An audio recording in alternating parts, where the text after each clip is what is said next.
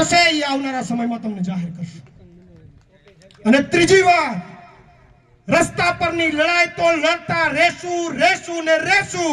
ત્રીજી વાર રાજકીય લડાઈ લડવા માટે તમારે ને બધા લોકોએ ગામમાં જઈને બધાને મક્કમ બનાવીશું અને બધાને કહેશું જ્યાં સુધી ઇકોઝોન સદંતર નાબૂદ ન થાય ત્યાં સુધી કમાન્ડના બટન ઉપર આંગળી ના જવી જોઈએ.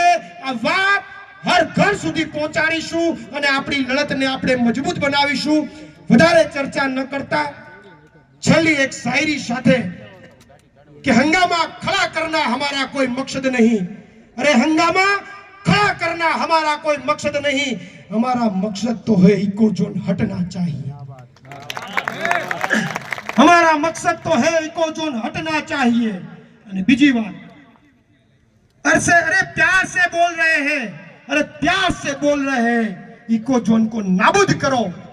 प्यार से बोल रहे हैं इकोज़ोन को नाबूद करो वरना आंदोलन से इतिहास लिखना भी हमें आता है.